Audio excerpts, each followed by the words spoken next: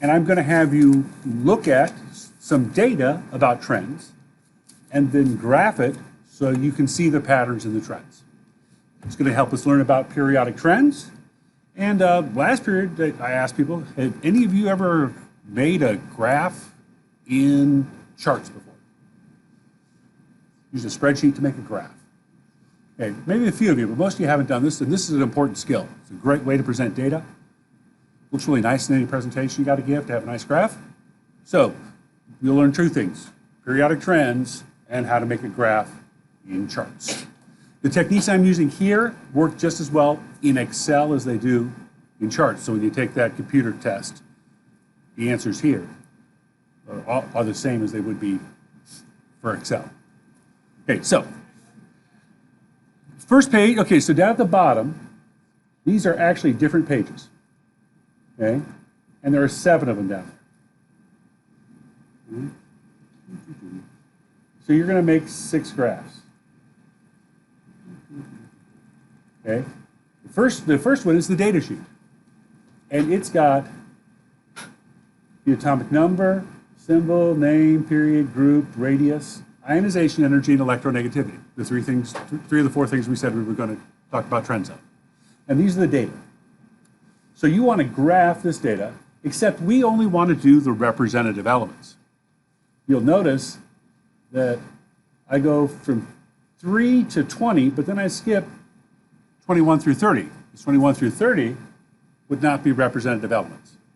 They're called representative elements because the trends are well represented. So that's the ones we want to graph, is one where the trends work. Okay? We'll talk about what happens in the d orbitals when we go over it in class. Okay. So that means you need to get this data about atomic radius into this column for atomic radius. You notice I skipped 1 and 2 because there's not much trend to one, just one on each end. So I skipped the first period. So we're only doing 2, 3, 4. Okay, so I need the number for the atomic radius of lithium. Here's one way to get that. I go to the data sheet, I look at it, it says the atomic radius of lithium is 167. So I go back to atomic radius and I type 167. Okay? If you type a number in, it thinks it's a number and it just enters it. But that's a lot of flipping back and forth. It'll work, but that's a lot of work. I'm a little bit too lazy. So another way for me to do that is, now I want the one for beryllium, I'm going to push the equal sign. If you push the equal sign first, that says whatever follows here is a program. I'm going to tell you what to do, and you're going to figure out the answer. Okay? And all I want to tell it to do is go look someplace else.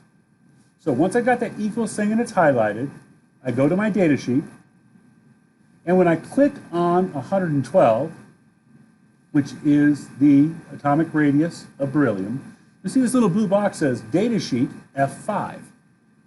Okay, so this is the data sheet. It's referring to that I'm on that sheet, and F, column F, row 5.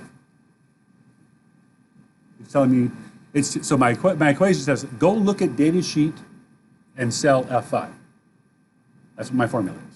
So when I push enter, it writes the 112. But notice, up here, it says data sheet F5. Okay? So this tells you what's really in the cell. That tells you the cell's value. So my 167, I got by typing 167. So it says 167 in the box.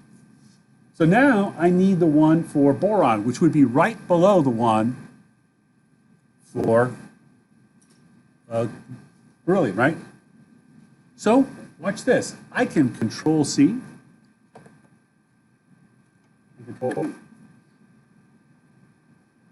Look what it says in the box now. It says data sheet F6. It assumes since I copied the formula to the cell below, I wanted to change what it was referencing. The one above was F5, so I went down 1. I want to look at F6. It assumes that the formula changes down 1 every time you go down 1. There's a faster way to do it. You got a little corner right there. Drag down. Don't drag all the way down. Actually, I probably only want to drag down far enough so they're in order. And just to check, calcium is 194 and it says that's at F21. Let's go back over here and see if 21 F is the 194, which is the atomic radius of calcium. See it, copy the formula. Another way to do it, well, we want 31 through 40.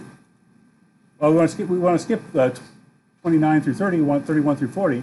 So I could actually just go here and just select those, right? Control C. And go to atomic radius, Control V. So I can copy the data or I can copy the formulas. Either one works. Okay? Then you're going to want to graph this data. To graph it, first you select the two columns you want to graph. I want to graph C and D. Look at that? Okay? And to graph it, I can either do Insert Chart, or there's a button. I hide it a little bit, it's right over here. Insert Chart. See, it drew a graph, okay? But it's not the kind of graph I want. I want a line chart. Okay?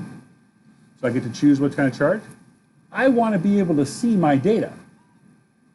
So it tells me my x-axis is atomic number, my y is atomic radius. Okay? I go over here. My color is blue. I want a 2-point line. And my point size,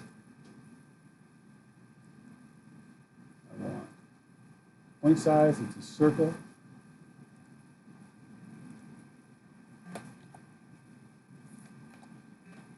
Okay, so I can see which points I got. Are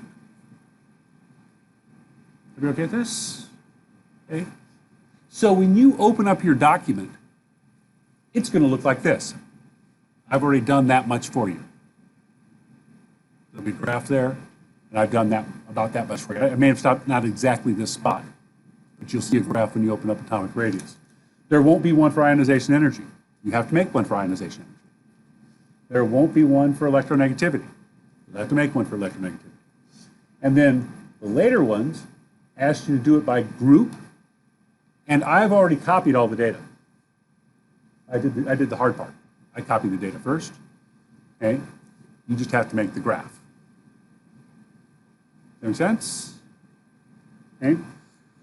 So, I went through it fairly quickly, but I did print out step-by-step instructions on how to do all that stuff. Eventually, you're going to turn this in online. Right? On the computer. Okay? This is part of it. We'll bring the graph part of it too. Okay? There's some questions here that you'll answer at the end of it. You'll notice that this is due on Monday. Tomorrow, you'll have time in class to work on it some more.